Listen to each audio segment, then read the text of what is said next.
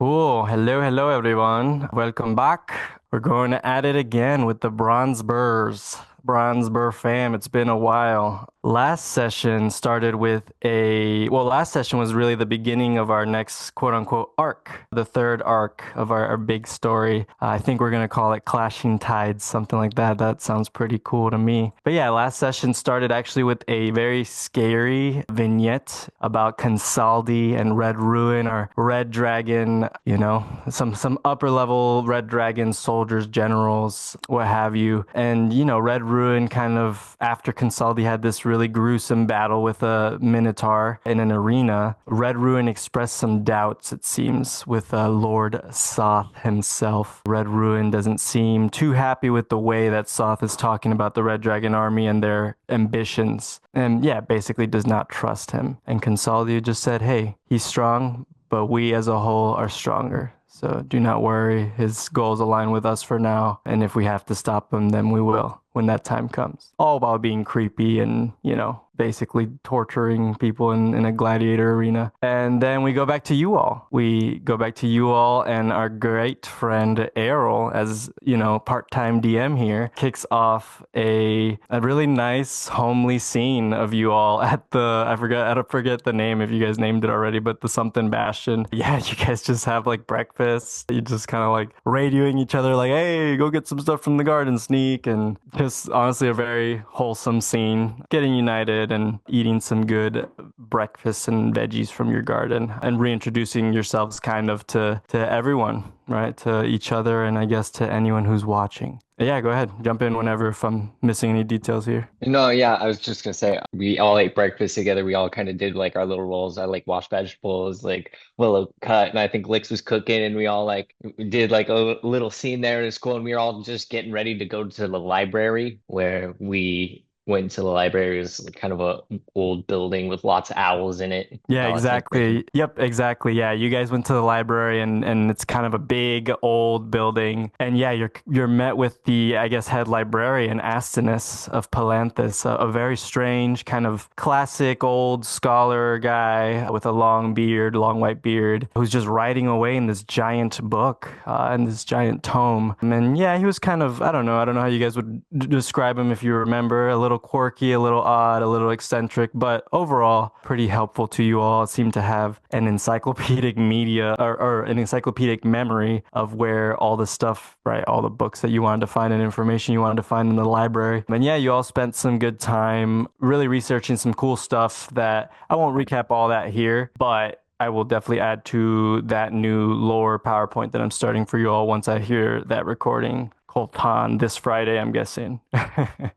You guys had fun in the library. You guys treated the library really well. You didn't get in trouble with no owls, so that's good. And you all did some good research. I don't know if like anyone like researched something that was like super impactful. If you want to share that, go ahead. If you can't really remember, that's okay. But I'll give that opportunity if anyone. I guess just the rundown real quick. I just learned the brief history of how the Knights of the Rose came to be and their inevitable demise. If I remember correctly, because I know I was choosing between searching about the Raven Queen and the Aesmar, but the two books that I did find were heavily redacted and possibly stolen from. And I remember that as very worrying and interesting detail. Yes, thank you. That's actually really important. Everyone like kind of learned some cool stuff, but yours was like you learned that there's not much, right? And it was a little concerning, especially since where there might have been more, like where there was a little bit of something, something building, it just like cuts off and stops. And there's literal like pages were torn and some things were redacted. Yeah. So not good. Probably didn't feel good for Willow to see that. And then Willow, oh, go ahead. Yeah, jump in if you remember, Melvin. Or did you want to finish with Willow? No, go ahead and jump in if you remember like any Yeah. of the research.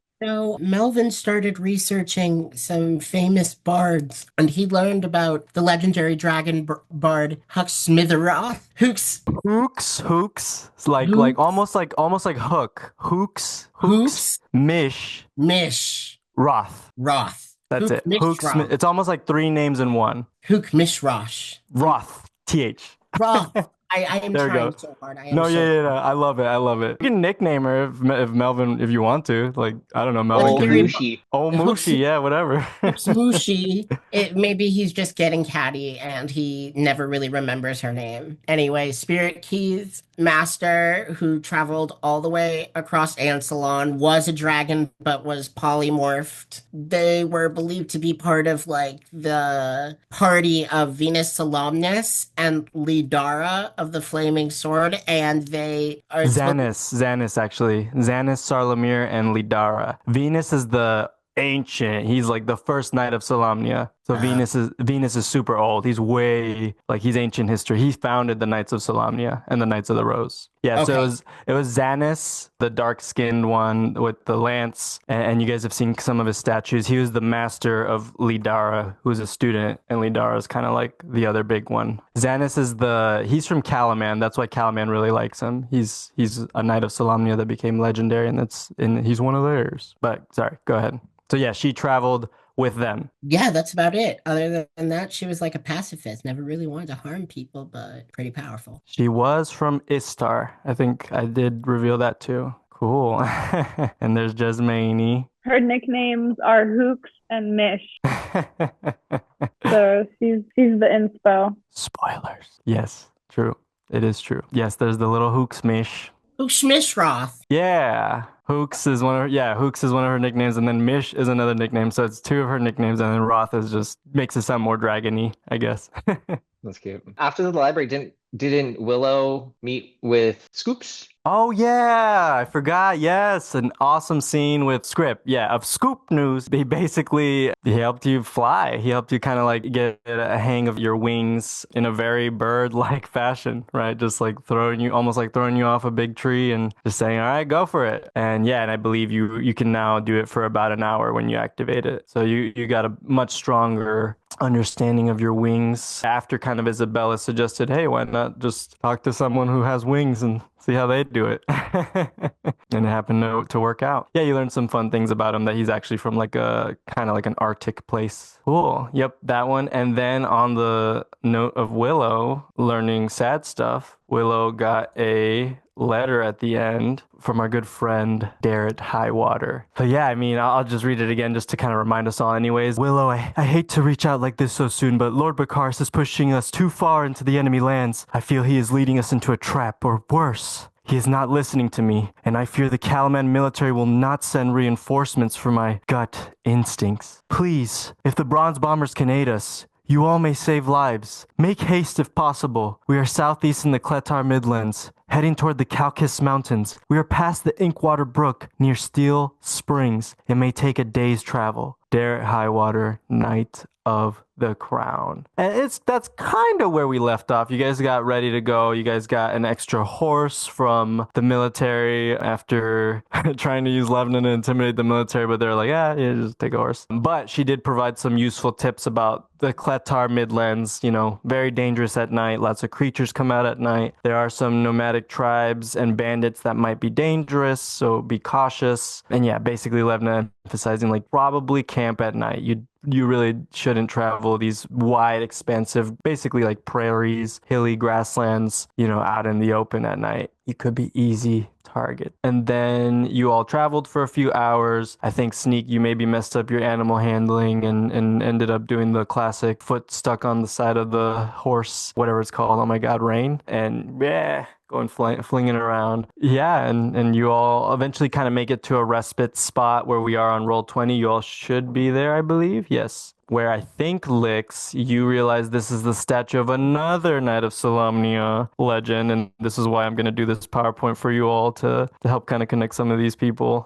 Huma Dragonbane. And this is the same one who fell in love with, he's also very old. He's older than Lidara and Xanis, but him and his lover, who is a dragon, a silver dragon named Heart. You can maybe remember them as like Human Heart. One's a human, the heart is the dragon, and they found love. The big thing about them is that they found love, and it was very romantic. But they actually defeated Takhisis herself. They sealed her back into wherever she came from. So they're a big deal for that reason. Other knights have, maybe thwarted her followers and stuff like that, fought in some of the dragon wars, but they actually faced her. And I believe in the Dragonlance books, just so you all kind of contextualize even that, like that, they're kind of the main characters in there. So spoilers, I guess, on their story. And yeah, so another statue of him, and you guys kind of investigate the area. You let your horses get some water. I think Lyx, you through Crake kind of realize that there's a Starian language behind the statue of Huma, I believe. And I wrote that there. And then I believe that Melvin and Willow, you tried to join Sneak and Lyx, who are kind of scaling the wall there. And you took a dip. You guys got all wet. So I imagine like a sounds or whatever of Melvin and Willow in the water. And yeah, that's where we are, unless you guys remember anything else, but that's kind of the scene. And you guys, just so you all know, especially with Sneak's super high survival check that he got last time, Sneak would know that you still have about almost 3 hours of daylight left, but it's good to, good time to still catch your breath, maybe eat some rations, take a piss and chat, do whatever you guys want before you head off and probably try to make camp. I'll let you all decide whatever you guys want to do. So we're all still here and we're just waiting, just chilling. It seems so, yeah. You guys kind of investigated this giant statue and the horses. You guys can imagine that the horses are here. I don't have tokens for them out, but they're drinking water, kind of chilling, catching their breaths as you guys have worked them pretty hard. And yeah, Melvin and Willow are probably trying to dry off. I'll cast Gust on Willow and Melvin in a nice way, but also in a little bit of an annoying way, maybe, depending how you take it. Melvin's gonna kind of like open up his mouth and like let the wind kind of like rush in and blow his cheeks like, oh. Yeah, I just imagine Willow's hair just being like massively like blown back like a blow dryer. Mm-hmm. Well, I forgot to tell my dad that we were leaving. Sneak, did you tell your parents? I don't even know. Did we tell, like, who's the person that's in charge of us? Is that Nestra? Sorry. Does she know we're here? Well, she's like comatose. Oh. I don't mean to laugh. Well, we said who gave us the extra horse, so somebody who's in the realm So of somebody knows. is aware. Okay. Family is not, but yeah. Right, We're not yeah. AWOL. Yeah, I imagine that. I guess we could have done that scene where you guys because now Calaman is closing their portcullis, their giant gates on each of their giant gates on each side of the city. I guess I should have maybe flavored that a little. Did you guys lie to the guards, or what did you guys say to the guards? We don't have to act it out, but like what did you guys say? You guys say you're on a mission? The normal military was like, yeah, we can give you a horse. We don't care. You guys could take one horse. But like the guards may have asked like, what are you guys doing? Are you guys back in like supporting General Rodon? What's going on? Would we be able to be like, that's a need to know basis? Like, can we just Yeah, for sure. Sure. I'd vote. You could definitely say that. Yeah. Agreed. That we're trying to help out we're basically becoming backup for the group that already went out, which is not untrue, but I'm good either way. That's just yeah. We'll say like just for flavor that one of the guards was a little young and was like, oh yeah, sounds cool. Yeah, you guys like really whooped ass at one time. Open the gates, yeah. And then like the other one's just like, don't boss me, and he opens the gate. He doesn't really care what you guys are saying. So there we go. That happened. Retcon. Cool. So yeah, I mean, you guys told whoever you wanted to tell, but it sounds like not many people know. So guys, I guess we need to figure out if we're staying here for tonight. It seems like a good spot, but we also have quite a few hours left that we could use if we want to get closer. What do you guys think? Well, if I think about it, even though we've got daylight, there's no guaranteeing that by the time we get however far we get in 3 hours that there'll be a suitable place to stop, and then we'll definitely be out on the roads at night. So with that, Melvin, I would like... So Willow, I know you've traveled the lands. So could you what do you think would make sense here, Willow, for you? Survival or history? Trying to think. Like a knowledge of lands, traveling, maybe survival. I think that's always Holly's words for like what Willow is doing. Since it's in your backstory, I'll let you do this at advantage, Willow. I don't think any of our other friends would have ever traveled this far. If I had to guess from backstory. Oh my God.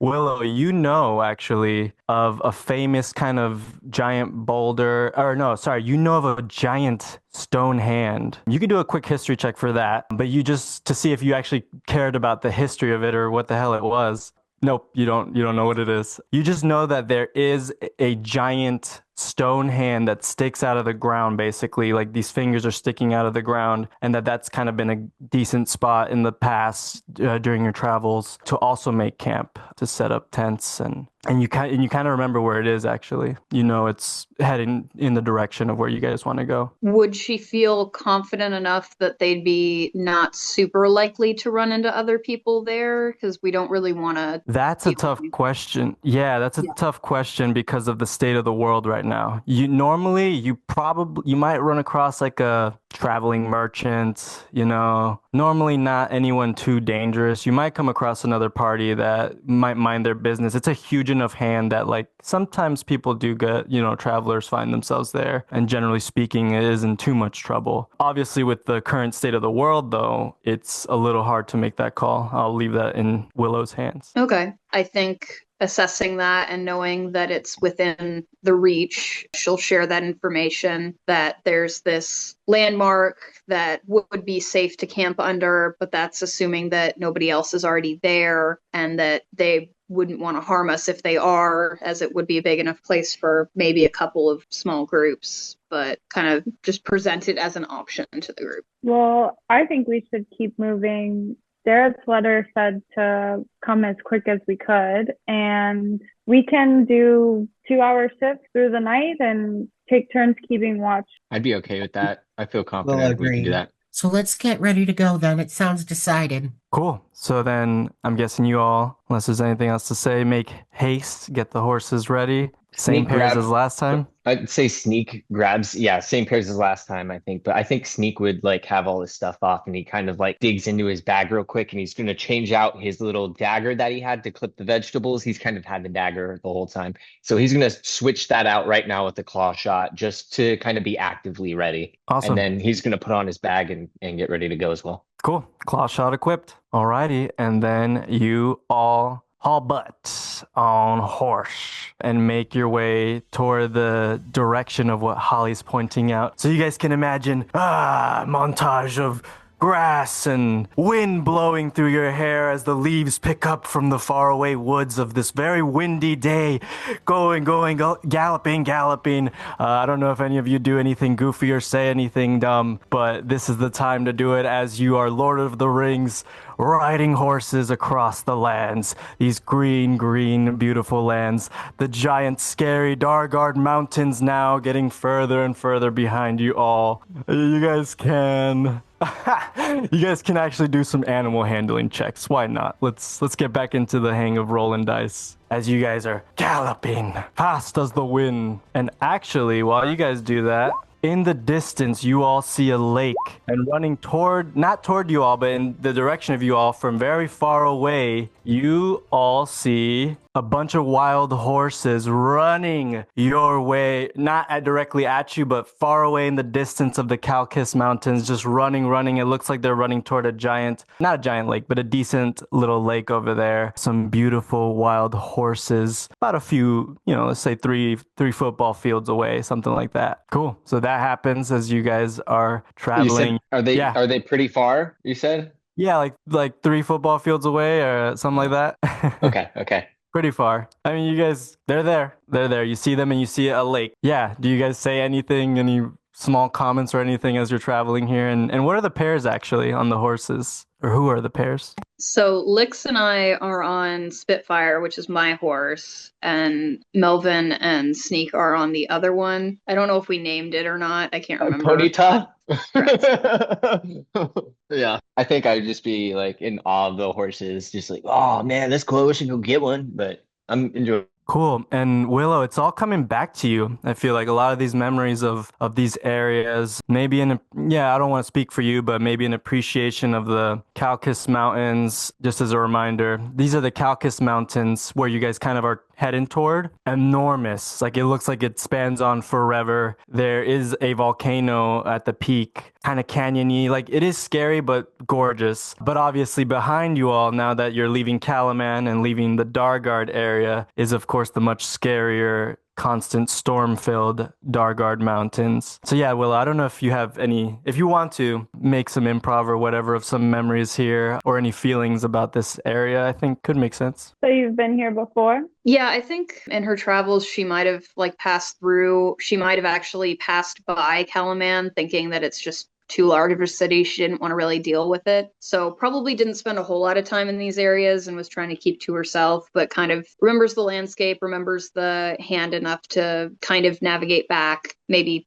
take a little bit longer. We'll kind of see how that goes. I feel like she might not have come across the horses before. I feel like she would remember something about that and have been excited to see something friendly that wouldn't hurt her, in theory, anyway, on the road. I'm going to say that you definitely did not see, you don't remember a bunch of wild horses running like this. And yeah, go ahead. I was going to say it's kind of out of this, but could I do like maybe some sort of investigation check or maybe some sort of just like perception check to see like if I can spot anything treacherous? Yeah, do it. Do a perception check. 22. Natural oh my 20. God, natural 20. Sneak. Oh, shoot. Eyes of a hawk sneak here. As you all are traveling, Sneak, you notice kind of like you guys are approaching this hilly area. You notice a couple of big rocks and you actually see this giant boulder and you see a dude perfectly. You catch him at the corner of your eye. Looks like he has like kind of scruffy black hair. It looks like he's got a traveling backpack and he's like writing something down as he's looking at these rocks, kind of holding some scrolls awkwardly. But it seems like he's alone, but you spot him. You definitely see him, eyes of a hawk. You see this dude. And in fact, yeah, go ahead. I was just going to say, I would immediately jump up and be like, I've spotted a lone traveler, like just exactly what you said, but I'd probably like, I don't know, I think Melvin might be riding the horse, so I'll probably just like run up on his shoulders and just like scream it real quick to the others. Melvin's like very sensitive ears, like they're like tall and like kind of conical, and is probably like, Melvin's gonna be like, point taken, Sneak. Yeah, Willow's gonna immediately stop and like loop back because I imagine they probably have a little bit of distance when they're going full speed. Just loop back to the other horse to talk. Yeah, and Willow, you actually would know just from your previous check that you guys are pretty close now to that big stone hand. So it's possible that this gentleman has camped there. It's definitely close enough. Should we try to approach this stranger or should we just, how close are we to the hand? Do you know, Willow? We're close enough that might either be where he's camping, because I'm assuming you've communicated that it just looks like he's there and like not that's where he's like camped at. Yeah, you all can do perception if you want at this point. But yeah, keep going, Willow. Sorry. Yeah, no, just that either that's where he's possibly staying or this could be a problem in that he could be with a group of people. You'll Could be a start trap. to see Willow getting a little bit more, not so much nervous, but just like she's always on alert, but like on a even higher alert level, kind of. What do you guys think? Should we keep moving, or should we try to post up and do something? What do you guys want to do? Melvin, you notice this gentleman like just like clumsily dropped a bunch of his scrolls and then suddenly like it seems like he has glasses and they like fall onto the ground and he's like trying to like digging around on the grass now, trying to grab his shit together, looking a little bit aloof with your 22. Melvin's gonna like relay that and be like, well, I mean, one, poor miserable guy. I know that feeling. And then the second thing I think Melvin would key in on or like hope to ask the group is maybe he knows something, like maybe he's seen the army. And with that thought, Melvin, I want to reward that thought a little bit. Do a history check, Melvin. Rolling physical dice today. Cool. So Melvin relays that I guess this guy just dropped all his shit. 9? Wait. No. I'm not done adding yet. I'm dumb. Oh, okay. What was it? Just history. 17. Oh, shit. Okay. You remember our phone call, Errol? We've had many, but remember when you went to the war chest again, to Kaylin Anastasia's war chest? You talked to a strange elite there, and they told you about an area in the Kletar Midlands with 5 boulders. One of them's enormous. In that area, it's rumored that there is a secret shrine to the legendary dragon bard Huuks'mysh'roth. So you actually connect those dots that this could be that hill. This could be the hill where somehow that shrine might be here. Nice. And just so you all know, you guys have about an hour-ish of day, maybe even less than an hour. So it's almost an hour and a half, maybe. So camp, dinner time, almost. Driving the horse, he's gonna ride there and maybe quickly tell them, and then he's gonna wheel the horse back and hope that Willow and Lyx follow. I'm sorry, did you say you explained where we were going? Yeah. Okay, then yeah, Willow would follow. I think he had also shared that too. So you just told them that you think that there's a shrine here? Yeah. Oh shit. Okay, so you guys are heading toward this area / this guy? Yeah, it's got to be Okay.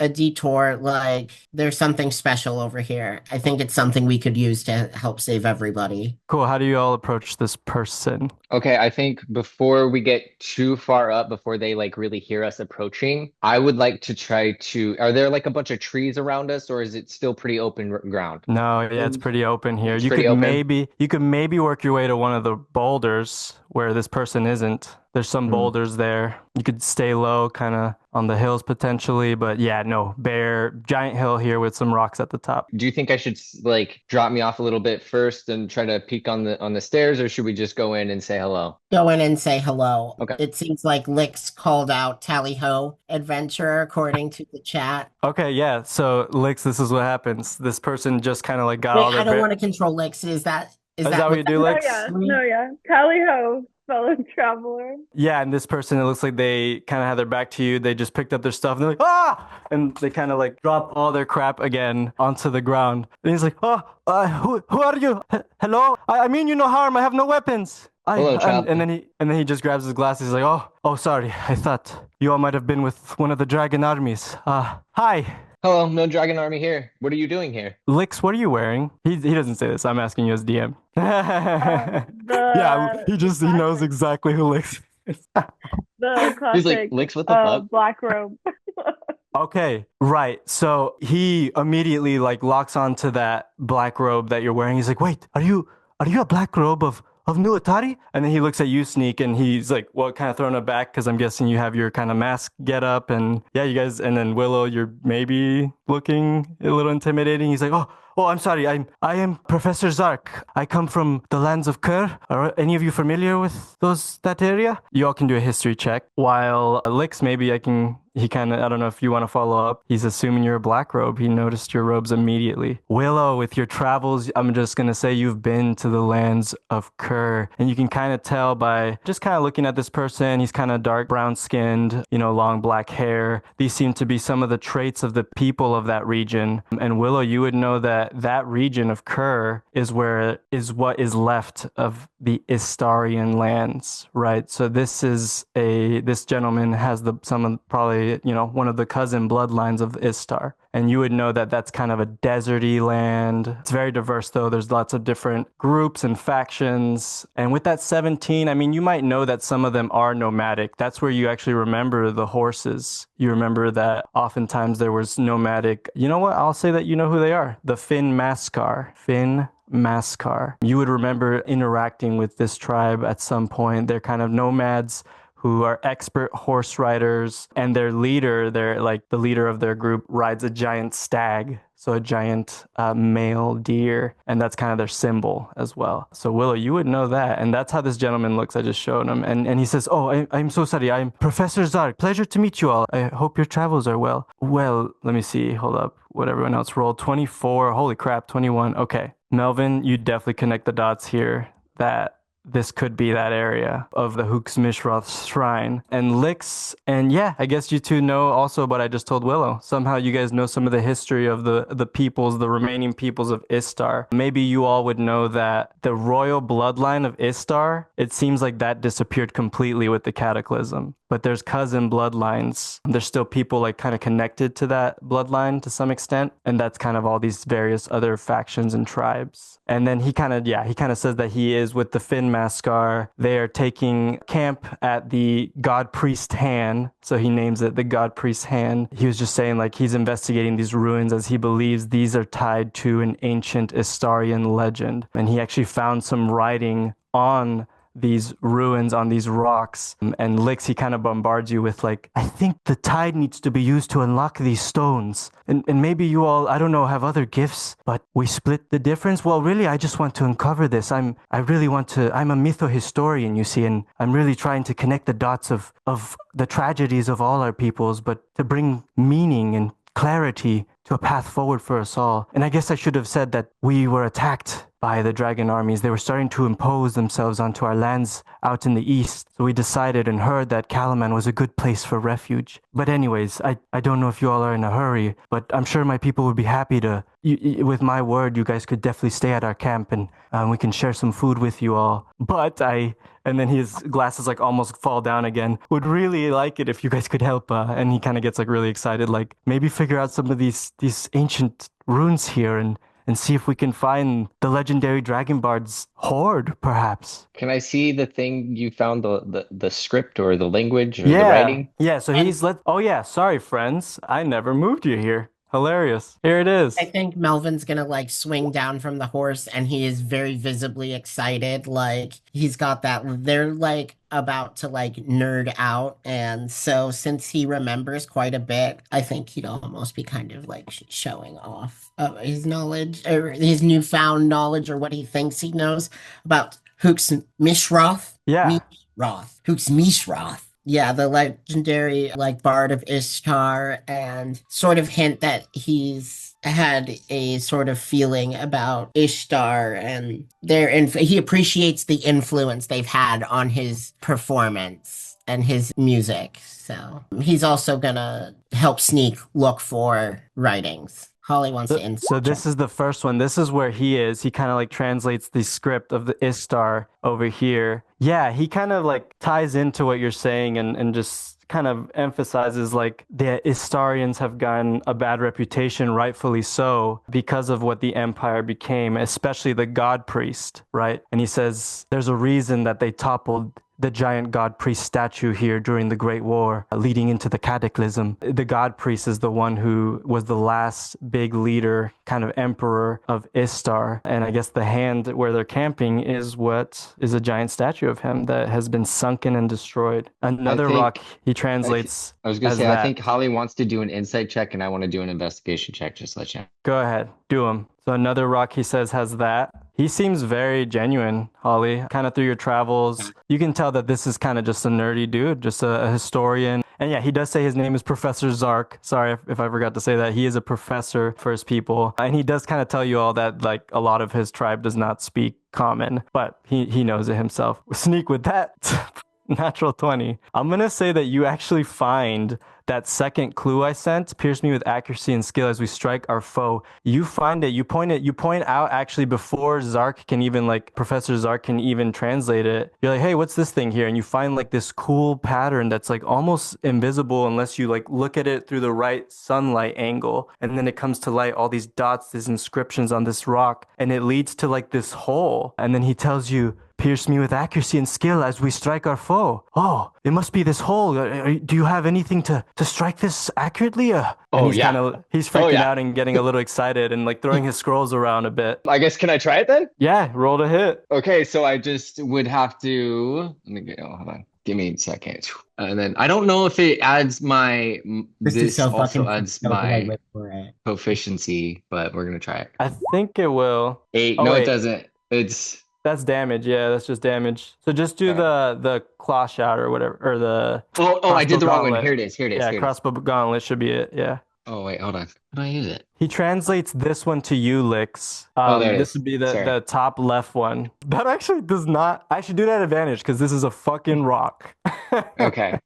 There we go. Yes. So Sneak. So as you all are kind of Rocco. as you guys are all looking at, the different rocks and kind of investigating around the area, Sneak finds this rock right away, points it out to Professor Zark. Boom. Perfect shot arrow into this tiny slit in the rock. And then suddenly you guys hear a lot of shaking as if it's coming from below, as if something's moving around there. And then you hear as if something like kind of locked in, but that's all that happens at the moment. But it seems like something happened. And then Professor Zark is like, this is it. What's your name, my kinder friend? I'm Sneak. You're a genius. No, no Are one's ever you said that to me before. are you a mytho historian? And he actually like almost wants to grab you and like stops himself. I am not. I don't even know what that means. He's like, well, you may be on the path to that. So yeah, then he kind of translates the other ones. So the other one he says for that top right one again. So Sneak, you solved that one with the pierce. The other one is our society raised on power. Pure strength leads me into the darkness. And then the other one, a strong breeze rarely hits, so we create our own. And then the final one he translates. Melvin, do you have any instruments like visible? Yeah, the guitar strap for would have his lute. So yeah, actually, if you're hinting at the fact that Melvin wants to like play, I think maybe he has enough like guesses with the Istarian Empire by now to like know that they're like magical bards and that like Yes. so Yes. Yes. So he says, do you know any of our, you don't know, you don't speak Ishtar, right? I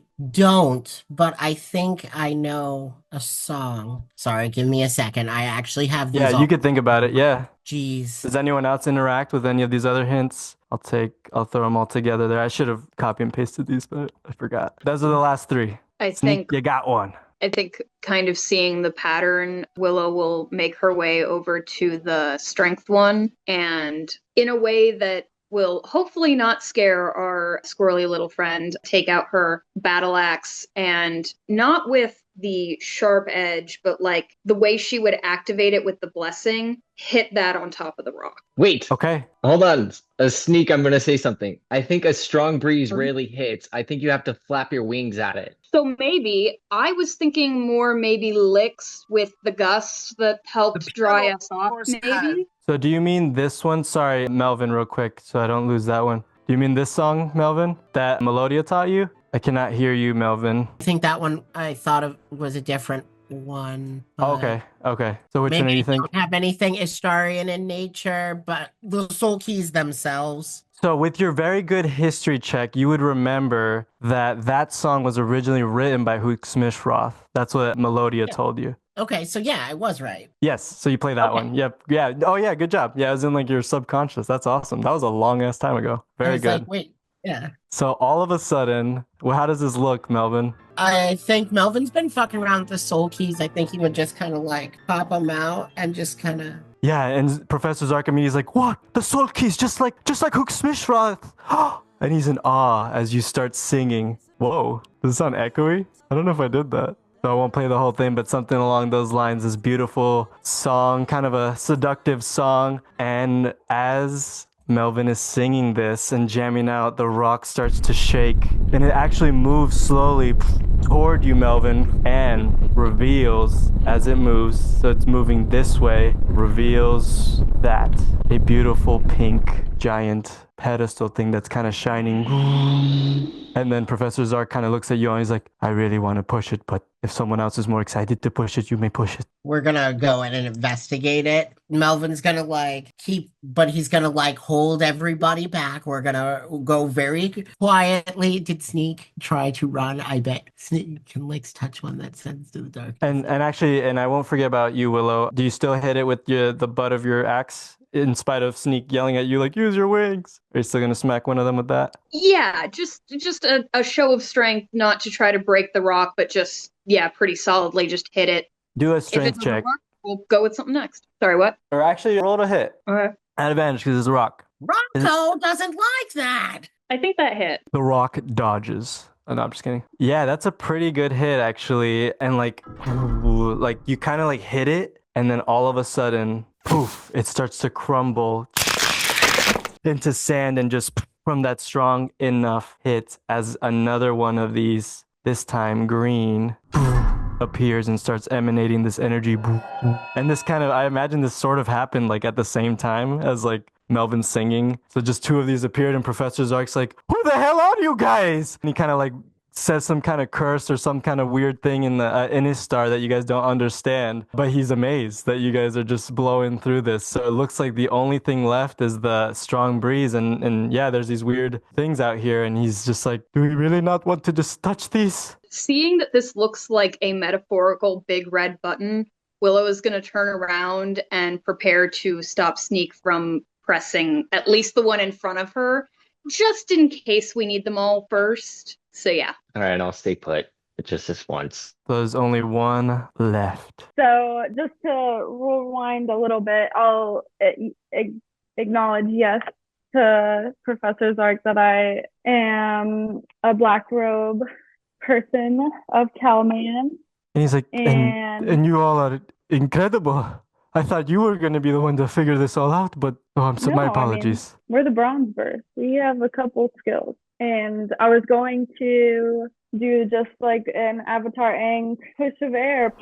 And as you do that it's the top right one now. Or no, sorry, the top left. Top right's the one that Sneak already got that shook the ground underneath a lot. Top left. Actually, no, so sorry, Sneak, yours is the top left one. Top right one is the one that Lyx is blowing. You do that tide wind magic on it, and all of a sudden, this rock just disappears like as if it was an illusion. And from behind this illusion appears this strange plant, almost like a bunch of dandelions in bloom, stuck together like this giant weird plant. And with that wind, they all scatter. The seeds scatter and go into the ground around. And Lyx, you hear, and actually I want my tide users to do arcane checks. 16. Okay, this is funny. Melvin, I'll let you decide. Why are you so lost in the tide? I want to say it's probably goofy or embarrassing, whatever it is. No, sorry. You're gonna use inspiration? I'm gonna use inspiration. Okay. Do it. Is this our first double nat one? No. Okay. The double nat ones like 2 sessions ago. You did? I need to acknowledge that. That already Okay, my happened. bad. That is already I think I do remember that. It was I think a perception check? This is this twice animal on my handling. own horse. Oh my This God, is the yes. second Yes. episode of this arc, though. True. That's a good one. I need to rewatch that. That sounds hilarious. I kind of remember that actually. So the plant basically starts sinking into the ground, and you guys, the tide users, feel the tide growing underneath this area. And it feels like the energy spreading underneath the roots of the grasses here. It's spreading through all of it. This seed, whatever it was, whatever this plant was, that's now gone and sunken in. And now those 2 pedestals over here truly are lit up. There's like bright lights coming out of both of them. And Professor Zark's like, I think we have to step on them. That is my 2 big guys. contribution. The 2 big ones. Go step on it. And he's kind of like bowing to you all like, this is so exciting. I can't wait. Willow is not really feeling like stepping on the thing. I think I'm she's gonna gonna step turn on it. and be like, "Do you want to press the button?" Melvin steps on one. Which one do you step on, Melvin? Ooh, the pink one, Abbey. Okay, Melvin on the pink one. You're fine, but you sink down a little. And you hear like a... Go, Willow. But am I okay though? You're okay. You're Did just I like... die though? You kind of have like a little bit of a pink hue on you at the moment, but you're okay. You just sunk down as if it was a giant button. Yeah, but I'm not a magic person. I don't know. Fine. Well, you're the biggest. You're bigger than me and Lyx. Okay, fine. It's not very flattering. She steps on it. We're very tiny. It's nothing against you. We are extremely tiny. Yeah, like children's size, basically. And suddenly more shaking underneath. And then the tide really explodes underneath Lyx as vines start breaking out of this giant rock and shoot a little bit of debris out. Oops, I didn't do the fully filled one, but a giant black hole, pretend that's a giant black hole, fills that area. There we go, something like that. As a cool breeze comes out of what now looks like some kind of tunnel. And then Professor Zark's like, oh, well, now I'm a little scared. Hey, we should go in there. You want to go in there? Should we go in there? I don't want to, but I can create light. So if we're gonna do this, I can do that. He says, I have a torch too. And he actually does turn it on. He's like, okay. And he seems like he's like kind of muttering something to himself in his language. He's gonna turn to him and be like, "You want to come with?" Of course, that's what I'm here for. I feel... Okay. Do you know Like- how to fight anything? Fight? Huuks'mysh'roth was a pacifist. This should just be a shrine. Well, that's what the mytho history I've read. She Don't left... worry, Professor. I've got you. Okay, I I'm just seeing if I'm gonna have to cover him too. I think while everyone's talking, I'm just like already going to the shit. hole. I'm just gonna go Yeah. to it. I'm gonna just go Awesome. ahead and jump in. Awesome. Sneak. How are you doing this? You're running in? While they're talking, I think I'm gonna just be like distracted by it the whole time and just be like and then just like head straight to it and then just like maybe peek my head in and then just jump in it. Yeah. So it's, immediately you see this stony stairwell. And it is pretty dark, but your dark vision lets you see it. And it looks like it starts like looping down. Yeah, you hear kind of the drip drop of water as if it's almost like a cavern, but it looks pretty well made. This stone stair passage that heads down. That's kind of what you see at the moment. It feels like it's starting to get a little more damp, a little more cold. Okay. I mean, I'll probably just maybe walk down the stairs, just like 4 or 5 stairs, and then just wait for my friends. Yeah, there's definitely way more stairs. Yeah, you're in there and you seem fine so far. I'll So maybe maybe sneak first, Lyx or Melvin, and then Willow in the homie professor, and then Willow in the back, marching orders. Sure, Heard. but as soon as Willow sees Sneak head over, she's also going to start heading over. She knows to keep an eye out for him if anything's interesting happening. Yeah. Down we go and we descend. Okay, so you all kind of descend down. It actually takes like a few minutes, not too long, but kind of a few minutes of heading down. Professor Zark, you guys can kind of hear his breath kind of picking up. And actually, can you all do, I think insight might actually make sense here. Insight checks, actually. Cristian, would I Yeah. have grabbed my arrow back from that little slot, or would it have been gone? Yeah, you're good. No, you got it back. Okay. Thank you. Cool. Light. Sneak, you with that insight check, noticeably as you get further down, it starts to get colder and colder and colder. It's very noticeable, and you kind of notice your breath even. The others might not be, I guess, as focused. I mean, you guys notice the temperature change, you feel it obviously, but Sneak, you're like, whoa, that was drastic. Like it was a drastic shift, and only Sneak really catches it. Lyx, you are like, wow, it's colder and I see my breath, but Sneak, you kind of like analyzed like the steps as you were heading down. It's like, what the fuck? Just got really cold. I might even throw my hood on too if I have like a little hood. There you go. Cool. But eventually, you all do make it somewhere. Professor Zark kind of notices like these 2 spots for torches and lights them up, and the room lights up. He kind of like moves quickly and so to do this, and you all are here now as it's kind of just kind of that noise, just an empty pitter patter. You notice this little passageway that seems to head down to a really cool statue that looks like a big dragon head, basically a beautiful dragon head. There's water on each side, almost like a pretty little pools. A couple ruins here, but otherwise it looks like a cool cavern. It looks like this is a shrine to Huuks'mysh'roth. What do you all do? And yeah, you guys can spawn yourselves in here to investigate if you want. I would like to ask a question to maybe Melvin because he's pretty smart. Is this the same dragon that gave us the bomb? 6 months ago, I would have thought you were crazy to have said we would have this many interactions with dragons, but no, this dragon is not that dragon, though both of these dragons are good. The best sort. Okay, thank you. I knew you'd have the answer. You're so smart. Melvin's gonna kind of like blush. Oh, thank you, Sneak Buddy. Should we head to the face of the dragon or should we maybe just explore? Oh, you know what? Actually, since I'm down here, can I do like another perception or investigation check to see if I can see any holes in the walls or something that I can maybe go investigate? Yeah, that'd be an investigation check. Okay. So you're looking for holes in the wall. Just doing that, I'd love to investigate for like any kind of traps. We know we're walking into a possible horde. We know we're good, but we might not. Yeah, do an investigation check for that. Sneak, you do find some cool text scribbled on a random part of the wall, actually close to this broom. You find a broom as well that's randomly here, but you find some text like kind of on this wall, and you don't understand it, but I will show you it real quick. And it says this: Stimnos sifo mas sifo fesum tambebo. And you have Same. no idea. Yeah, you have no idea what it means. Do you like say this out loud? Do you try to pronounce it? What do you do here? Yeah, I think like I would run up to that area. I know I'm not there but I think I'd just kind of investigate the area. If I kind of see this like weird plaque, it may like pique my interest. I may just beeline it straight to there, like, once again, leaving everybody. And then when I get there, I may like butcher the slang, even be like, Stimnophisnipsu, like I may just be like real ignorant about it. Yeah, and Professor Zark hears that. He's like, that was awful historian. And he runs to you and reads it out loud. Stimno sifo masifo fesam tambebo. And he tells you all, this is her shrine.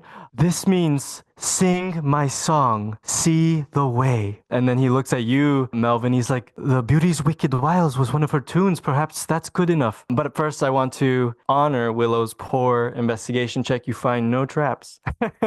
Yeah, I think that's going to be something. So Melvin's gonna play Beauty's Wicked Wiles, I think, on the soul keys. Now that once everybody kind of presses forward, and then we're gonna see what happens. You might Okay. Yeah. So you start that beautiful song again. Beautiful piano spirit keys comes out. For a moment, the room lights up brightly all of a sudden, and then this energy starts pulsing through the space. And then it looks like the dragon's mouth is going to open and like it starts moving and shaking. And you almost hear, actually, Melvin, you alone, you hear like this beautiful, like la la la, like echoing from this dragon into your head. But then everything goes dark. The torches at the beginning of the room turn off. And everything is dark as the music stops, and you guys are back in dark vision. And Professor Zarko's torch actually goes off too, so he can't see anything. Only Willow's radiance from her axe is shining. As suddenly you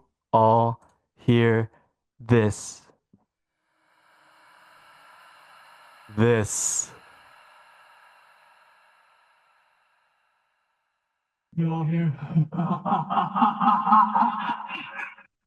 No, stop. It's ineligible. Okay, am I normal? Am I normal Yeah. now? I mean, it made good laughing effects and it's very scary, but when you Okay, started yeah. describing things, it kind of got silly. No, yeah. Oh, sorry. No, I'll just turn it on for when I'm scary guy. I didn't know if it was working. I didn't see if you guys nodded your heads. Sorry. Yeah, So it it's did definitely work. That's spooky. awesome. Okay. It was working, but I understood nothing. Okay, you guys heard. So I knew it was scary. I don't know what you said. You hear that?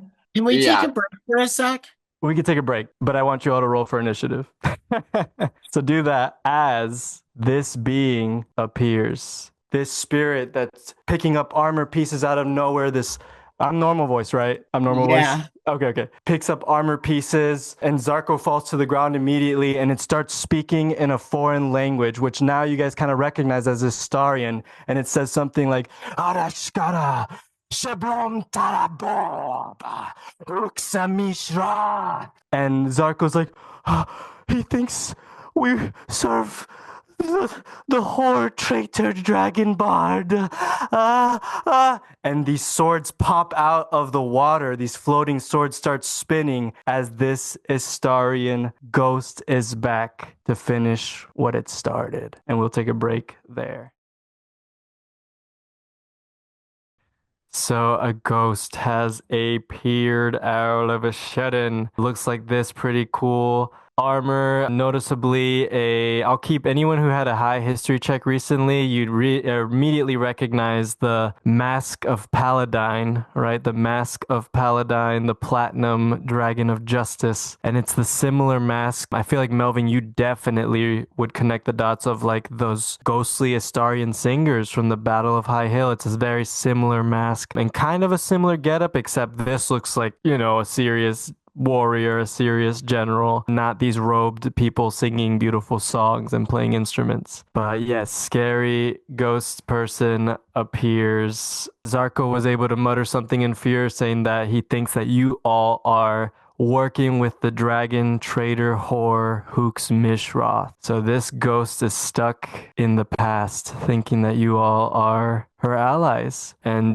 two beautiful scimitars. So one here and one there. One of them has like really nice gold ornamentation on the hilt. Kind of looks like maybe like some kind of red ruby in it. The other one looks a little more simple, but they're there and they're floating above the pools of water. They're just floating in the air and they look like they're aimed at you all as this ghost is here next to you, Willow. And I'm actually going to say, because the ghost came out of invisibility, it is an ambush. So I need all of you, and Sneak, you can do this at advantage because you are a brave boy, to roll a wisdom saving throw. Let's see. Let's try this one. 11. With your good one. Is that at advantage? Do one more. Okay, I'll do one more. Don't worry. Tell me twice. Wait, what was it again?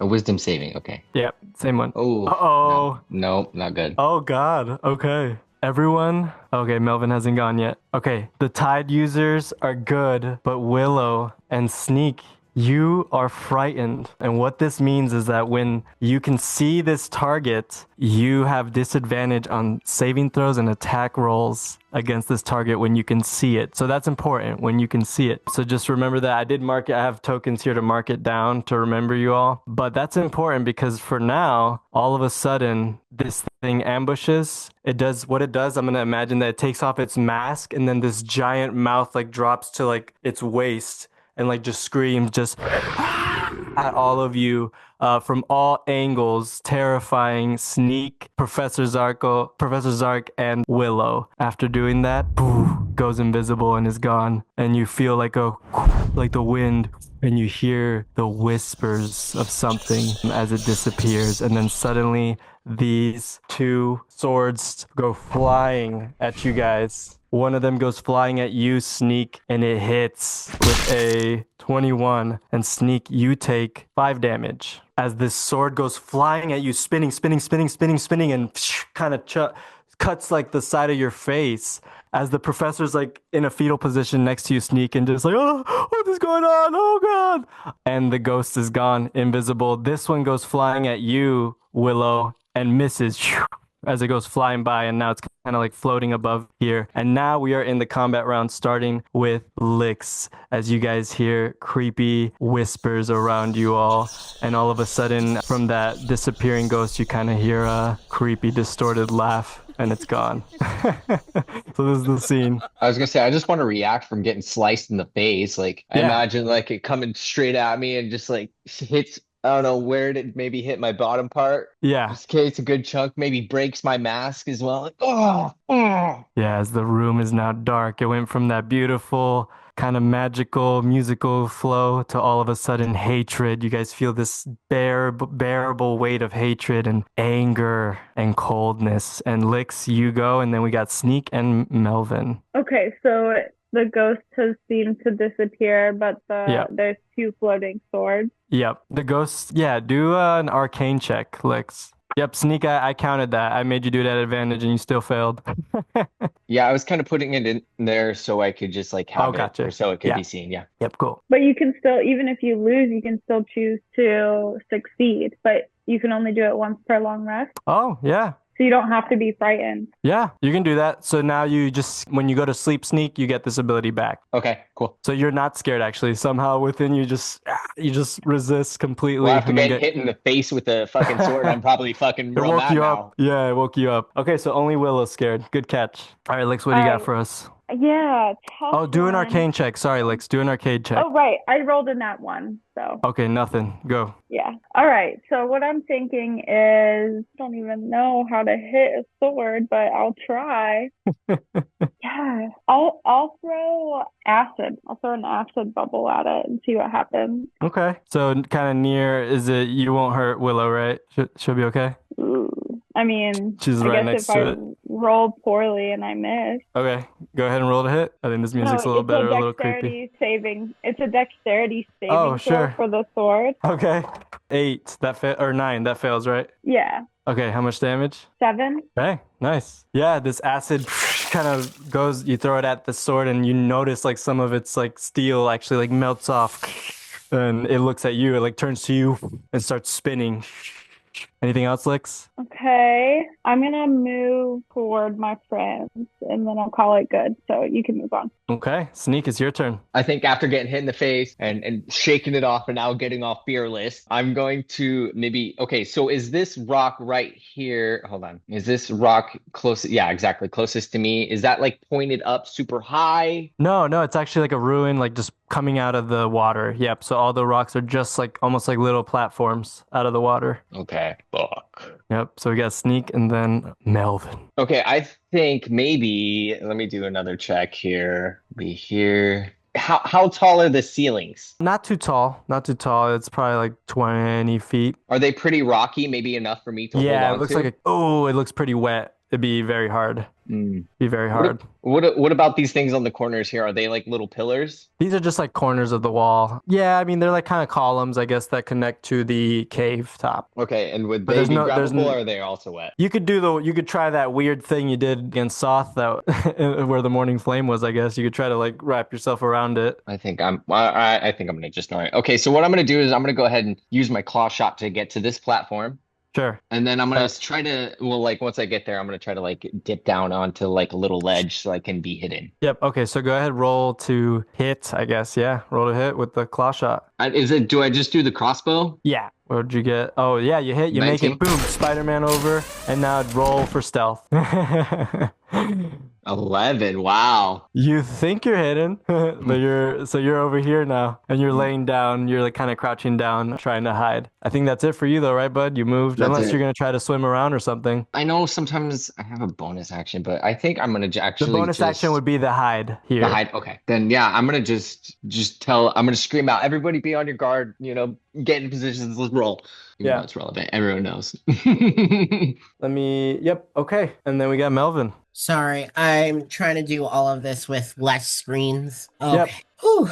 My first question is, I guess I want to ask, like, what can they see? Can they see, like, what are we able to see right now? If you could answer. Yeah, you see those two flying swords, and you see your friends. You know that the ghost is probably somewhere, but not visible. Okay. I think that I'm going to use Bardic Inspiration, give it to Willow. Okay, as a bonus action. All right.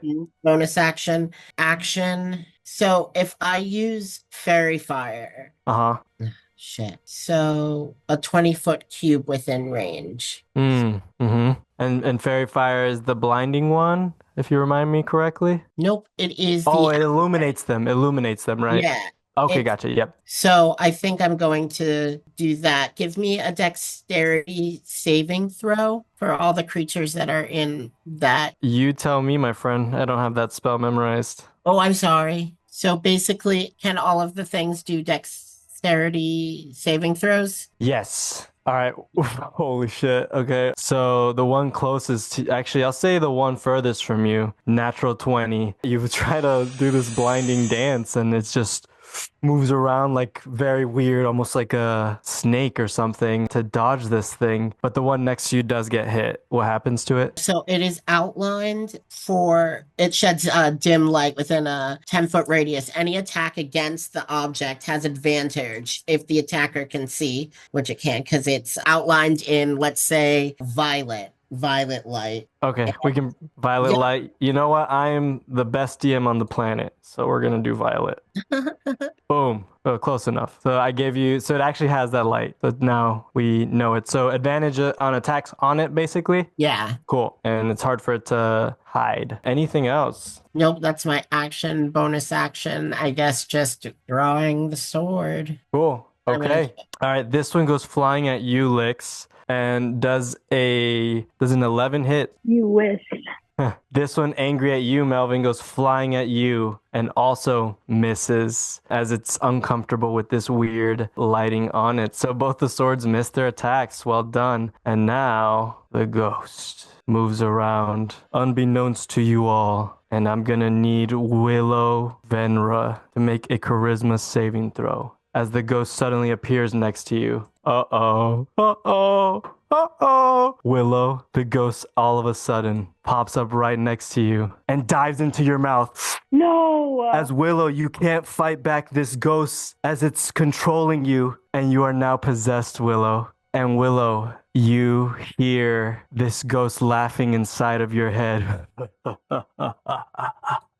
and speaking in Astarian in this metal behind its metal mask. Ashkalu Aladai. Nah.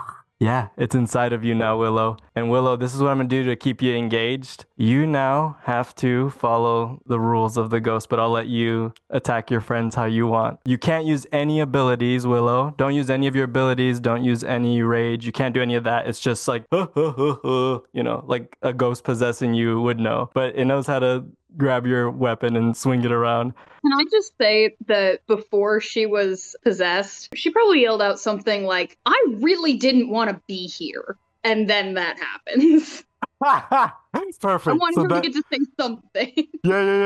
Yeah. So Willow, actually, on your turn, we can do a fun little battle here. Yeah, you're in this weird sandy realm now, and you see this ghost now. It looks like maybe they're a little more humanoid, and it's whispering something to you as they're holding scimitars. It looks like better days gone by for this person as they're speaking to you, in the Astarian language that you do not understand, and they're laughing. Do you say anything or do anything in this weird visual image in your head now? I think she's still trying to figure out what's happened, as she's never been possessed before, nor has she ever seen somebody be possessed before. I think she kind of gets the idea as she's in her own body and just looks at him and goes, "No, get the fuck out." And then, so do you like try to fight it? Yeah. All right, go charging at them and roll to hit. But this is actually going to be a friend, and you get to pick, Holly, who you're going for. I'm gonna roll a dice so that I don't actually decide. Yeah, whoever you want, or it can be random. This could be a good D4. D4. Yeah, make it up. 1 is a whomever, 2 is whomever, 3 is whomever, 4 is reroll, something like that. Okay, let's go Lyx,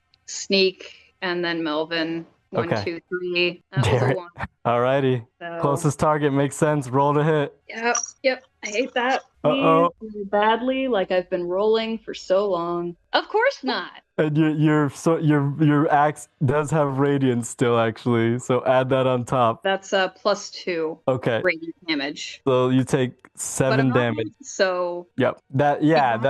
Yep. So all of a sudden, guys, your friendly neighborhood barbarian starts yelling at something random, yelling at something that's not really happening around you all, and attacks Lyx, swinging, jumps at Lyx, slashing you, Lyx, in your little black robes. You take 7 damage. I'll do it on roll 20. And okay. What does Willow see when that happens? Does it look like I hit anything? Because Willow was trying to attack the ghost. I'm just wondering how that looks to her. I'll say that the ghost probably maybe actually you hit it and it slashes through it. And then it keeps disappearing and moving back to you and laughing and just like Paladin Salam Soth, God priest. Oh, she's just pissed. Yep, so kind of almost ethereal, dashing in this desert away from you. All right, we're back at the top with Sneak Deling. Sorry, Willow, you are now possessed. I want to keep it engaging for you, Willow. Hopefully it's still fun to be a little evil. Sorry, I got put out of the turn order. I was at 20 though. Oh, that's true. That is true. Oh, shoot. You're right, Lyx. Let me add you back. I don't know what happened there. You're at 20. Go ahead, Lyx. I'm going to remember that. That's what I say, looking dead into way up at Willow Ghost's eyes. Willow, you notice right away her eyes are turned upside down. It's white as she looks visibly different. Oh, shit. Actually, who got scared? Sneak did not. Was it Willow that got scared? Yeah. Willow as well. Willow. Okay, wait. I'm going to do something. This is crazy. Willow is truly cursed as she looks 40 years older to you, Lyx. Willow has wrinkles. Her eyes are flipped upside down. And actually, Professor Zark technically went and he's like, oh no, she's got a curse. As Willow looks older to you, Lyx. Oof. All right, I'm not. Oh God, because I don't want to hurt you. I'm scared.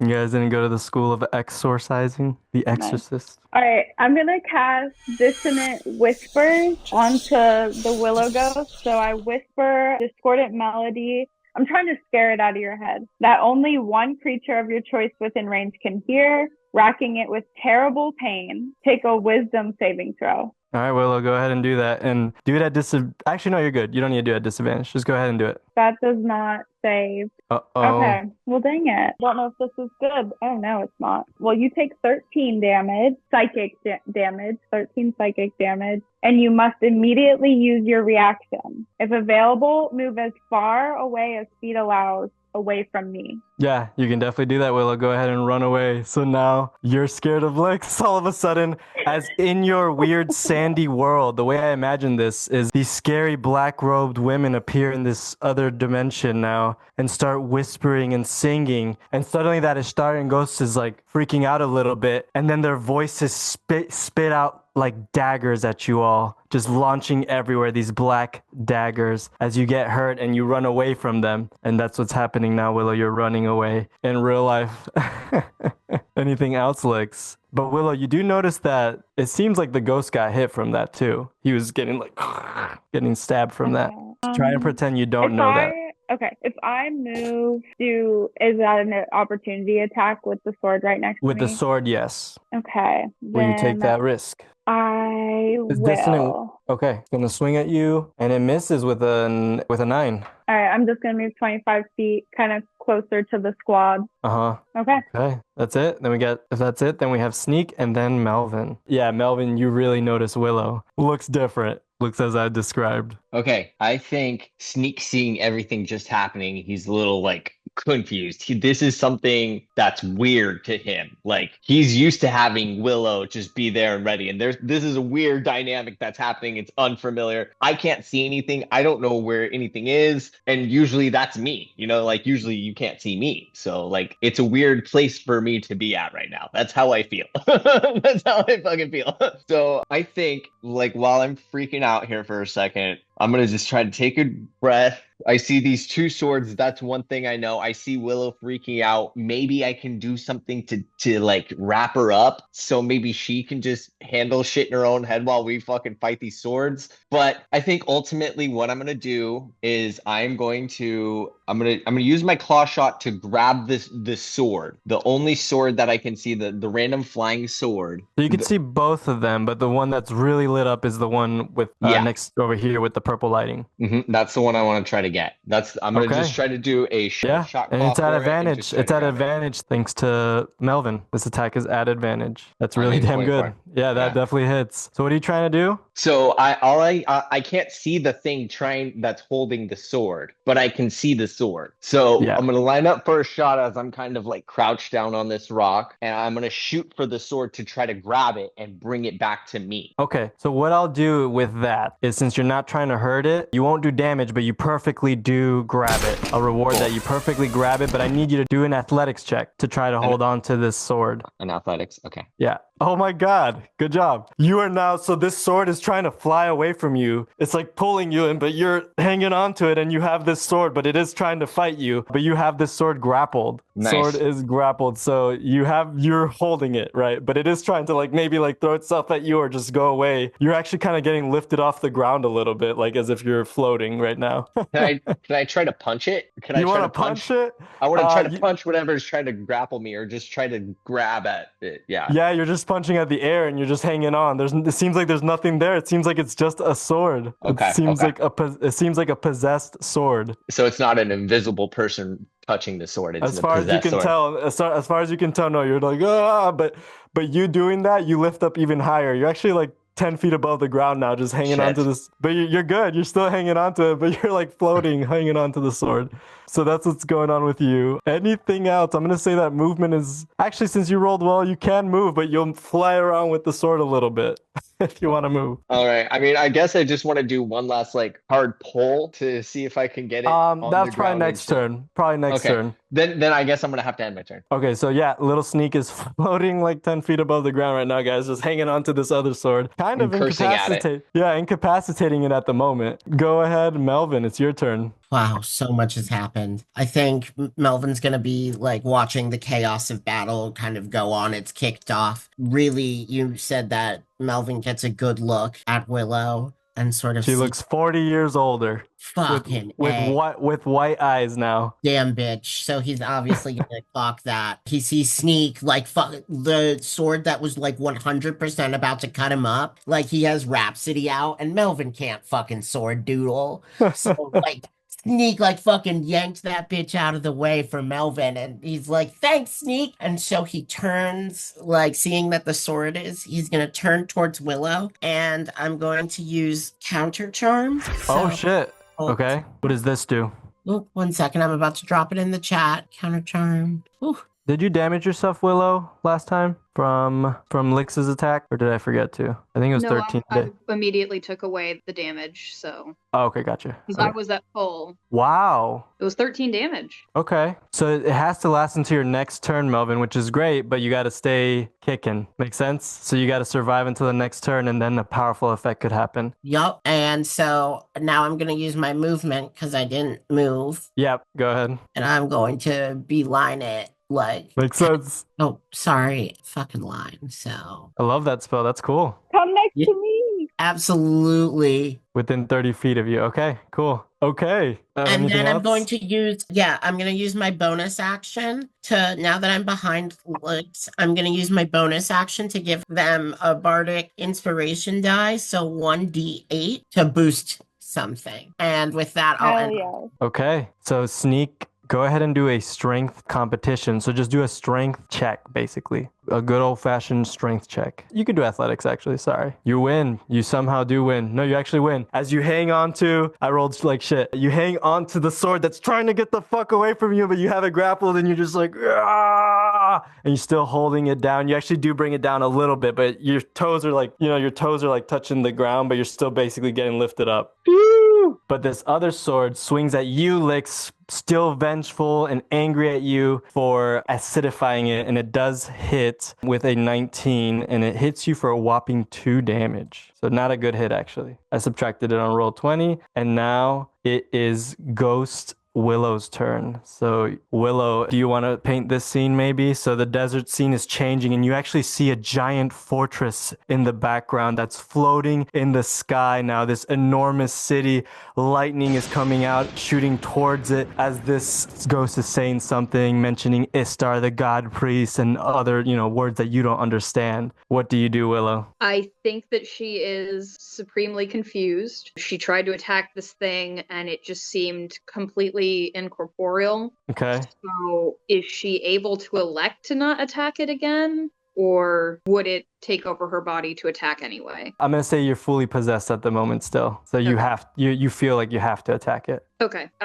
We can just say that she's so blinded by anger that she's like, I just gotta hit it hard enough. So Cool. Do you know who your next target is? I think it would probably be Lyx again, just Okay. from Yep. proximity. Sure. It makes sense. Yeah. Swing the hit. Sorry, Lick, love you. So I hate to ask this. Since they're already in melee with the sword, does that give me advantage on the attack? You can get +1. Okay, that's good. I'd rather do that than advantage. Yeah, I nerf the gank rules. I just add +1 per thing around. Okay. Sorry. I think advantage is too hard. Too good of a reward. That hits. 8 damage, little licks. I have a reaction shield, Yeah. and it gives me +5 to my armor class, so I'd be at 20. That block. All right, so I create an invisible barrier of magic force. Oh, this is what you did against Soth. I remember. Yeah, you did this against Soth. So yeah, crazy Willow. Boom, bam, bam's down. And actually, I'll say that like the Astarian guy like gets his scimitar out and blocks your hit, and it's just in your face now. This mask, this beautiful, honestly, a beautiful mask, but the eyes are shining red out of this being now, even though they seemed more humanoid in this world. And then Professor Zarko's like, I got you all into this. It's his turn. As he runs over, he's like, okay, what did Babushka tell me when this happens? And he grabs you, Willow. He turns you around and he starts slapping the crap out of you. And does a 19 as he slaps the shit out of you and does 3 damage, but seemingly fully has your attention now as he's trying to help, and he's dropped his scrolls and he just slaps this possessed person's face. Okay, Lyx, it's your turn.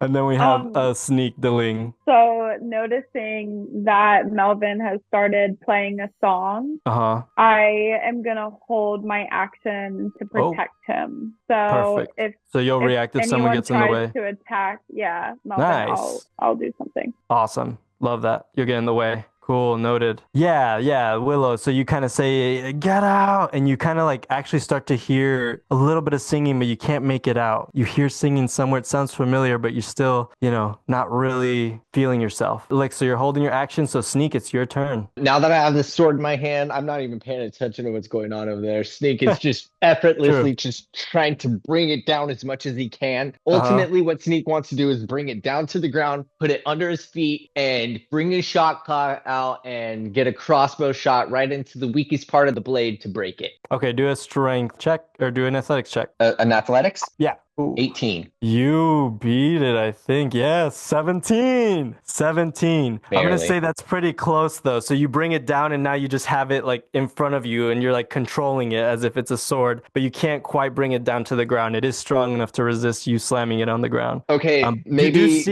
do see, actually do, no, yeah, you do see like a very pretty red ruby in it, kind of this golden handle on the red ruby handle. And yeah, and it's a really nice steel scimitar. So kind of Okay. those curved swords, common with like pirates. So I see like a little ruby on the blade. Yeah. And it sticks out to me. You think I would like notice this as like maybe this could be something, or do you think It's a pretty ruby for sure. can I do an investigation in the middle of this right now to see if I can, Sure, or sure. But insight? this might be your full action for sure if you do Okay. an investigation. I mean, I don't think I can get it anywhere to a point where I can break it. It's pretty strong. I can't get it to where I want it. Yeah, no one's getting hurt. You're holding this sword down. It's like grappling a foe. Could I try to remove the ruby Do the with investigation check. Let's see what happens. 13? Oh, okay. So yeah, you kind of like you go for its ruby, and you do notice that you can turn it. You notice you can turn it, but you don't. It wasn't quite good enough, and with its resistance to get it, but you feel a little bit of movement there, and you're like, oh shit, does this mean something? But that's probably it for this turn. Unless you have anything small, but you notice a Um, budge. You notice a budge on it. Okay, I'm just gonna be like maybe yell back at Lyx to be like, "Hey, is there like notice a ruby on the sword or notice a gem on the sword? Is that something, or just try to look for something maybe?" Cool. And Melvin, I'd also yell that to Melvin. Yep. And Melvin and Sneak, as long as you're done, I think, unless you try to move or anything, you finish your song, your little jingle that you're doing here. So now all your friends have advantage on saving throws against being frightened or charmed. And they're all within range, I believe, including Professor Zark. Does that include like what's going on with Willow? So we'll get to that when it's Willow's turn. Okay. But yes, you guys have advantage on all this stuff now. Cool. Is that your whole action? I guess you could do bonus actions. I think it does technically count as your action still.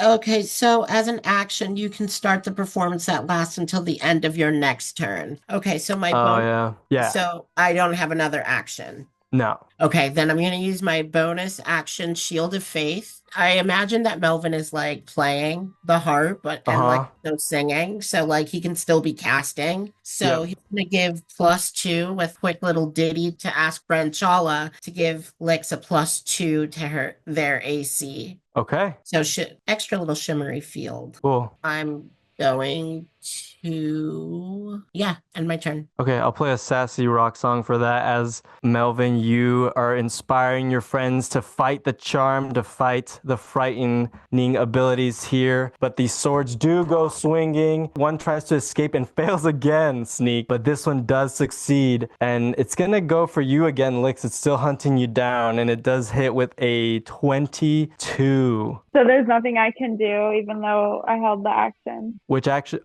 you can, if you want to trigger your action now before the swords go, you can. It's okay. Oh, it's fine. Okay. And you take, oh my freaking God, are you serious? 2 damage.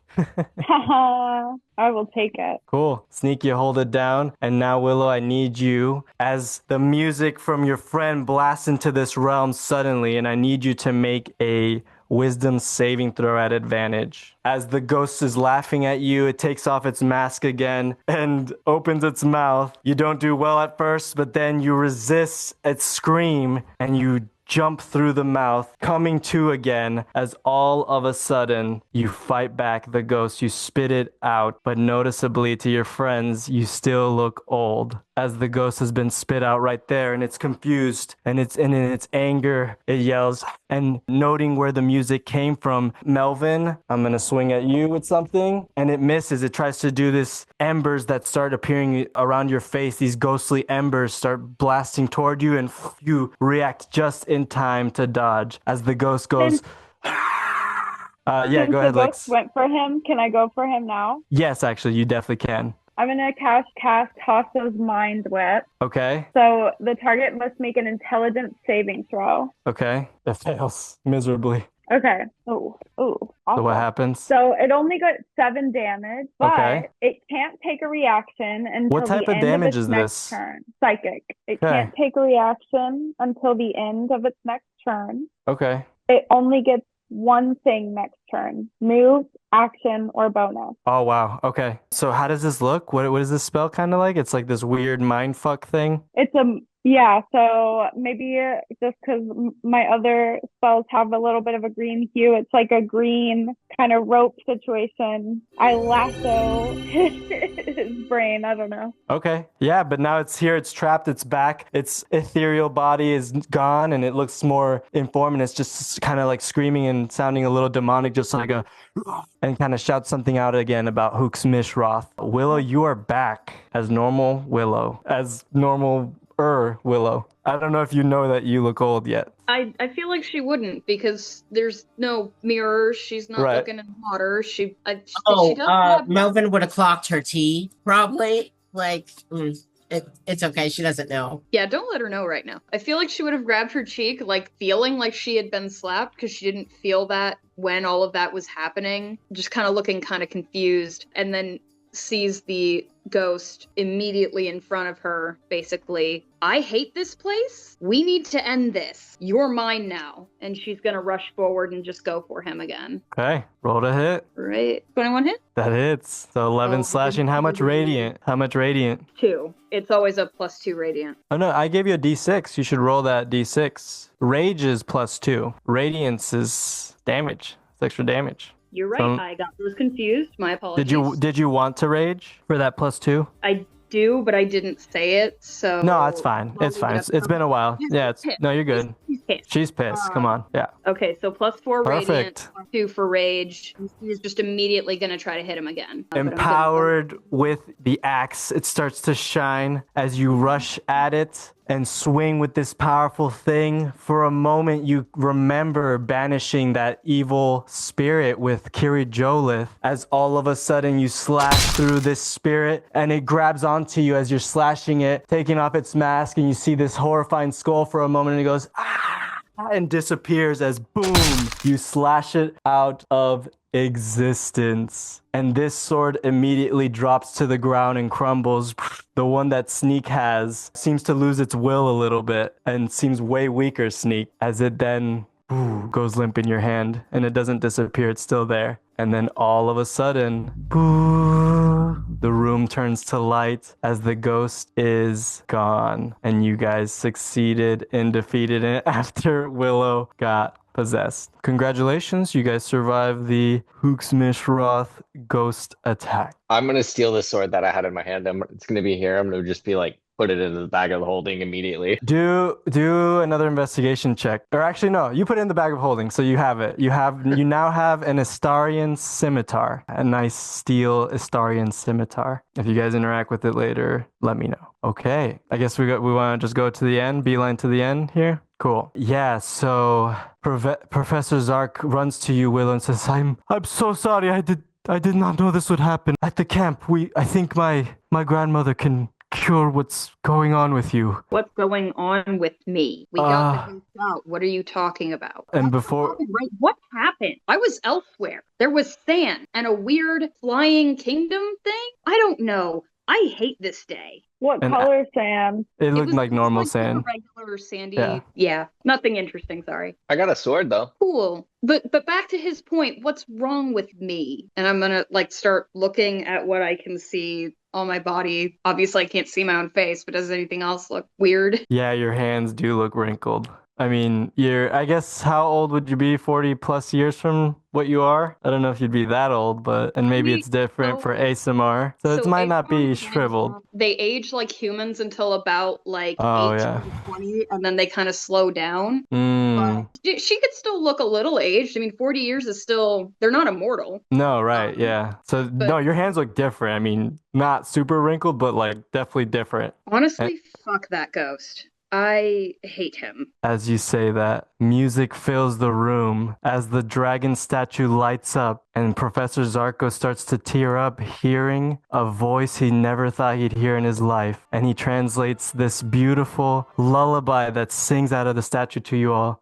So you all hear that, as the room lights up, and Melvin, you start to feel this powerful energy go to you. You feel this powerful energy flowing through you, Melvin, and you start to feel this magical tidal energy and music, and these almost feels like you could see musical notes in the tide lift you up, and you feel within you that your performance, your enthralling performance, you feel like you've received a blessing, and you can now charm up to 10 people with your enthralling performance. And the only time that that would change is if you level up too much to pass that 10, then we would adjust that. So normally it's just your charisma modifier for enthralling performance. Now you can do 10 people as this magical blessing from the ancient dragon bard Huuks'mysh'roth goes all over you. Yeah, and you heard that beautiful lullaby, the O youth, guided by the servants of the light. Unite earth and sky, bring light to the land. And I guess I didn't really show, but like that's kind of maybe what the statue looks like a little bit here in the background of these lyrics, something along those lines from that really pretty melody. As her mouth opens up fully and gold starts spitting out at you all.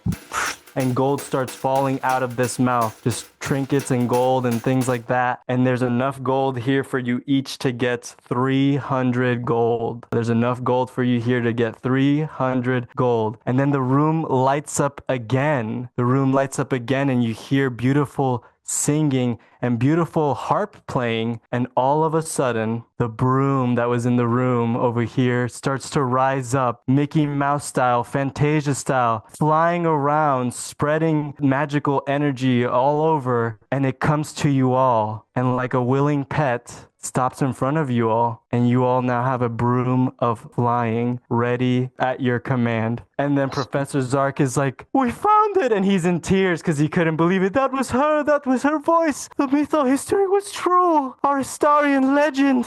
And he's kind of saying, he's kind of like sketching this all out like in a journal right now, just so excited. What do you all do? You guys have a bunch of gold now. Melvin, you just got super blessed, and there's a broom that wants to follow you all. Sneak is just beyond excitement right now. He is just like, this has been the weirdest adventure, but he has been a little bit amused by it. Like, he was nervous and scared at the beginning, but now he has a flying broom and a sword. Like, like our team is fucking coming up, dude.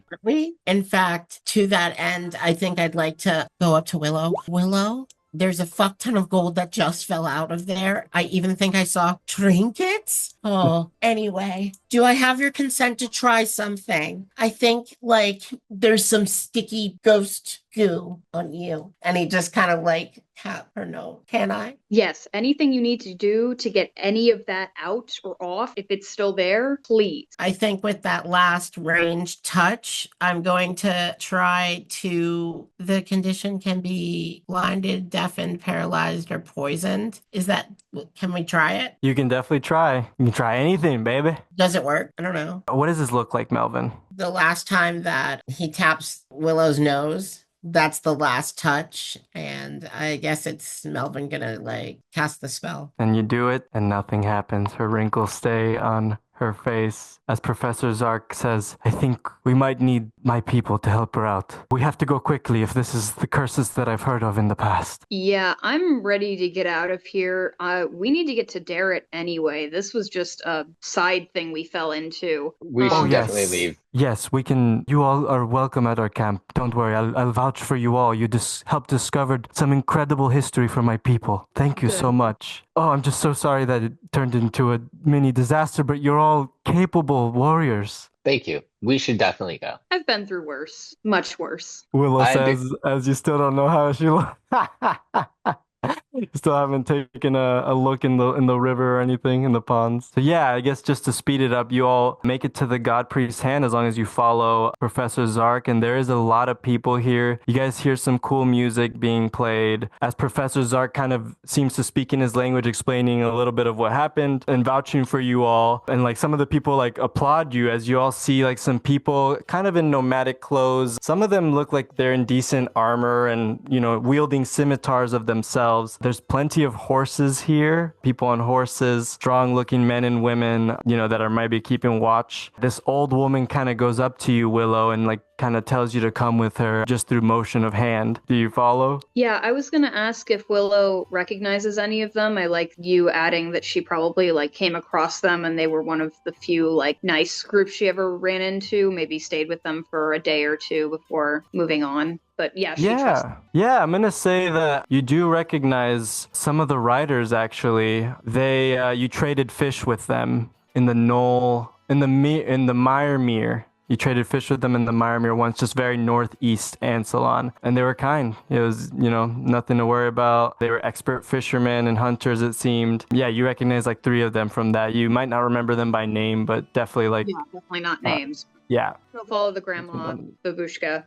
Yep, yeah, and she kind of has like a nice hood on and does some crazy throws some powders on your face all of a sudden without kind of warning you, grabs this twig and starts saying something as some light energy starts pulsing around you and you don't really notice it. I mean, you feel better, you actually feel more fit again, but to your friends, Willow looks back to normal as it seems like a stronger restoration spell was cast on you from this elder. She kind of grabs your hand and, has kind of squinty eyes, brown skin, and black, whitening hair that was, hints at black hair in the past. Yeah, I mean, you guys, so it was about to be nighttime, so you guys were going to make camp, but now they're offering, people are helping you all set up camp for yourself. Some people are bringing you dishes of food. It looks like some kind of lots of fried, not fried, but like this roasted fish with all kinds of yummy herbs and sides and vegetables, and you guys are welcome to eat these things. There are some adults that are also sharing strange drinks with you all if you all want. But yeah, it's kind of like this nighttime now starting to creep in as you guys are being treated really well. You're being offered food, you're being offered hospitality. Professor Zark just kind of explains that the people are going to check out the Huuks'mysh'roth shrine tomorrow, many of them, before they make their way to Calaman. What do you all share with? Do you guys share anything with these people as the night goes by? Do you guys engage with eating? I'm guessing you guys are hungry. Yeah, what do you guys all do?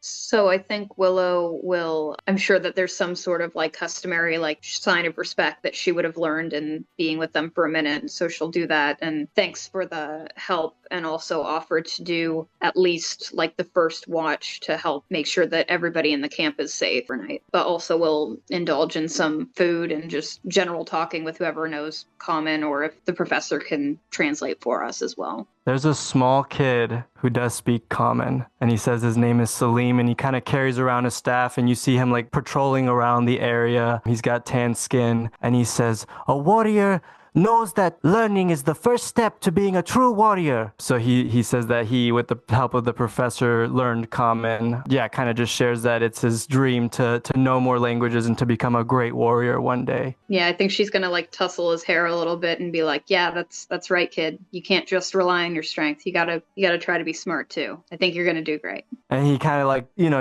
kind of pushes you away a little bit. He's like, "I know I'm gonna do great." And then he kind of stamps his staff into the ground a little bit, then cracks a smile with you, kind of smiling at him, and laughs and maybe runs away actually. Okay, sorry, a lot is going on in the chat. So Lyx, you left a gift at the temple. Okay. This camp, I'm very excited to be here. The people I am assuming are very nice. They're feeding me. We just help this. A Sneak is just basking in this, and he's very excited to be here, and he's even trying to be equally as nice. Nice. Lots of niceness. Yeah, but it seems like a lot of them do speak Istarian, so it is hard to communicate besides with sign language for most of you, unless you guys, pull over the professor or this young kid named Salim. I imagine we're all talking through body language and just vibes. Yep, cool. Yeah, anything else you guys do? This is kind of all up to you guys, kind of abstract here as the night is going on. Do you all explain anything more about who you are to Professor Zark or these people? He does ask, actually, what are you all,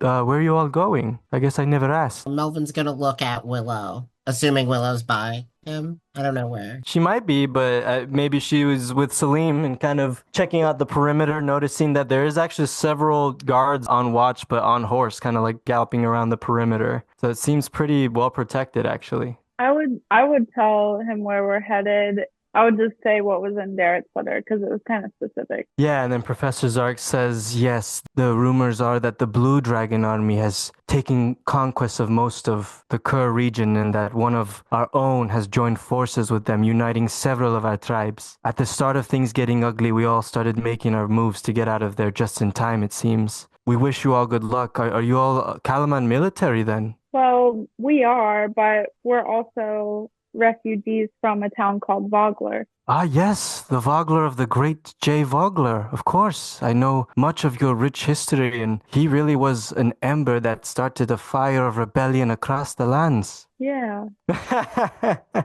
Yeah, maybe you guys have never heard of like the history of Vogler from that angle of like a foreigner who's like, oh shit, yeah, I heard of that little rebellion. That was an epic rebellion against, and he's saying against, and he looks against all this, and he points at the fingers of the god priests that you guys are camped in. Yeah, that this used to stand hundreds and hundreds of feet tall, but was collapsed. The evil Istarian god priest. Spitfire gets to enjoy some horsies. I'm guessing Ponyta does as well. And it seems like you all wind down the night. Unless anything else happens, wind down the night. You guys can all get a long rest as it seems like the night goes on with peace, with relative peace. Willow, you are not old, and it sounds like your friends never told you anything, and you never found out that you looked old. But everything is back, and it is morning as they're kind of getting ready to go. Some of them have already like kind of traveled with Professor Zark to check out the shrine, but there's like, yeah, some breads and things that they're willing to part with you all. Did you guys put the broom away in the bag of holding, by the way? What'd you guys do with that? I would assume it would go into the bag of holding like almost immediately. Unless it was like a pet. It resisted that for a moment. I need everyone to do arcane checks. Okay, wow, what the hell? Okay, this is gonna be interesting. Oh, yeah, you guys kill it. Or you don't kill the broom, but you kill this check. Unless you want to kill the broom. You all feel that this broom somehow, yeah, especially you, Melvin, but all of you feel like this broom wants some kind of command word. It wants something like kind of like the paper boat. It wants something to listen to you all, to really like bond with you all. Hey, yo, broom, giddy up. Is that it? Okay. As it suddenly like does a little like flip into a little like whirl in the air and goes straight into the bag of holding, listening to you all. So now when you guys issue that command word, it goes from being a mundane broom to coming back to life in this magic form. So you all now have a flying broom. One of you can be a little witch. So there we go. Everyone's getting that flight. I fucking use that broom all the time, honestly. Like, that sounds so exciting. Yes, Good for some congrats. people. Cool. So yeah, it's morning time. There's like kind of bread going up, but they're packing up super early. Like they might be up before some of you all as they're getting ready to go to Kalaman. And Professor Zark says, best of luck to you all. You are heading toward a very dangerous area, I think. Perhaps we'll see each other in Kalaman again if our journeys are safe. Professor, before you go, do you have housing in Kalaman? We did not think that through. No, we actually are just kind of going to show up and hope for the best. Okay,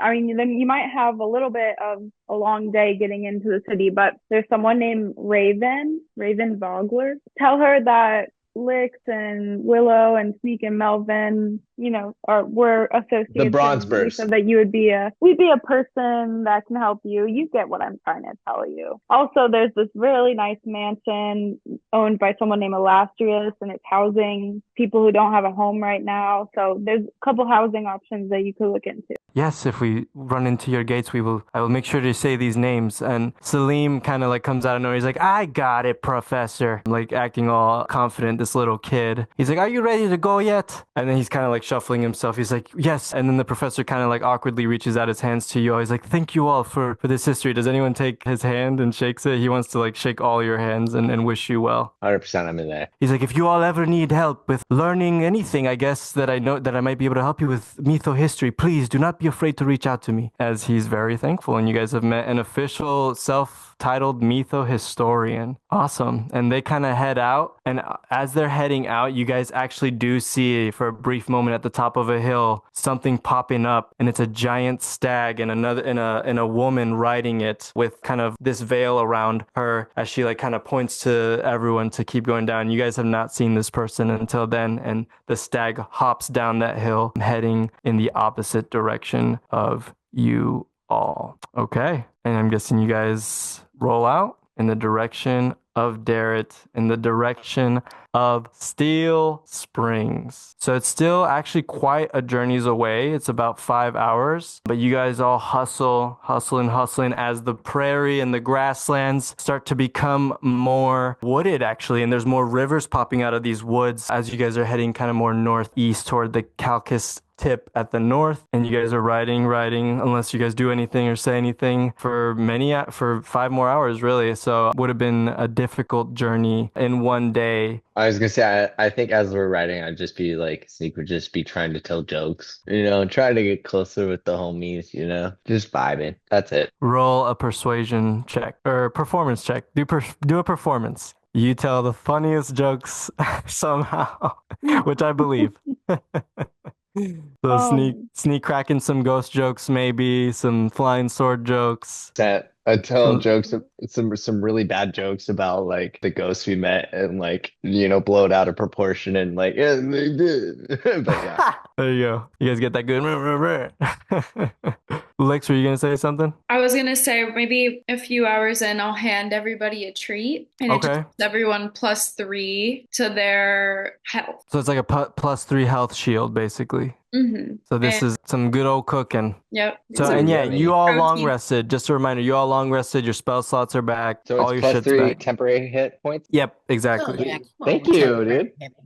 Thank you. It's super tasty. Thank you. Ooh, what is this? Raspberry? Yeah, from the Blackberry. garden. Ooh. Cool. So how do you guys want to end this? Do you want to end it with my stuff or do you guys want to do stuff? What's going on here? We got 5 minutes. I mean, ultimately, let's end it with your stuff, but I would just like to say, like, Sneak is had like a full content day. This is what he's thinking right now, like as he's riding into the sunset with his friends or the sunrise with his sunrise. friends. Yeah, sunrise with his friends. He's thinking like, what a great adventure I just went on. That shit was complete bonkers, and it took me out of my element, and I like it. That was fun, and I feel like my friends are so powerful because all I did was wrestle a stupid little sword and these dudes took it down. Like they took down the main boss and I was just here dealing with the sword. So like I'm very grateful and I'm very just happy about this whole situation.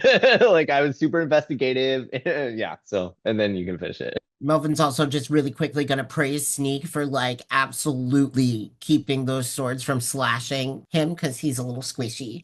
But that's it. Love Sneak. Sneak did that shit. I'm done. Yeah, in contrast, Willow is feeling very much the opposite. She didn't get to do much at the start and then was possessed. And I'm sure probably at some point everybody told her that she lashed out at people because she wasn't aware of that. She thought she was fighting the ghosts. So I think she's going to take it on Bakaris just because that's how she is. It's like, I wouldn't have been in this situation if Bakaris couldn't figure out his own shit. And I've got to go save my guy because he doesn't know how to do his stuff and is just like kind of like silently fuming on the way. The treat helped, but still silently fuming. Okay. So you all kind of, maybe within that 5 hour span, you have a nice time to chat a bit and enjoy the delicious food that Lyx provides. As it starts to become very wooded and very rivery, more rivers are coming through. It seems like you have all reached the southernmost part of the Steel Springs area where Darrett said he would be around. As the woods are kind of going on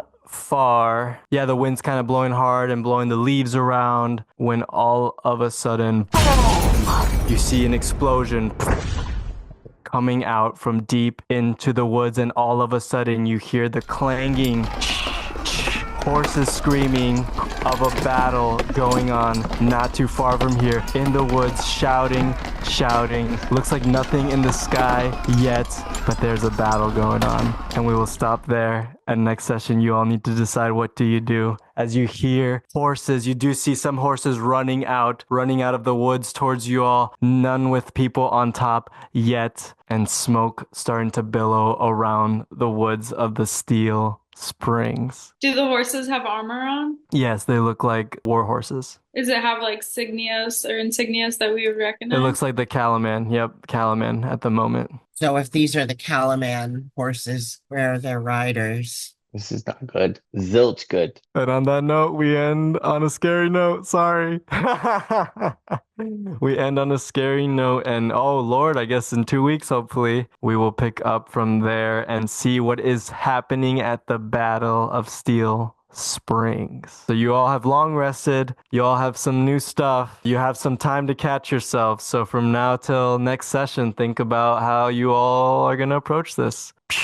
And that is all I got. Bye, friends.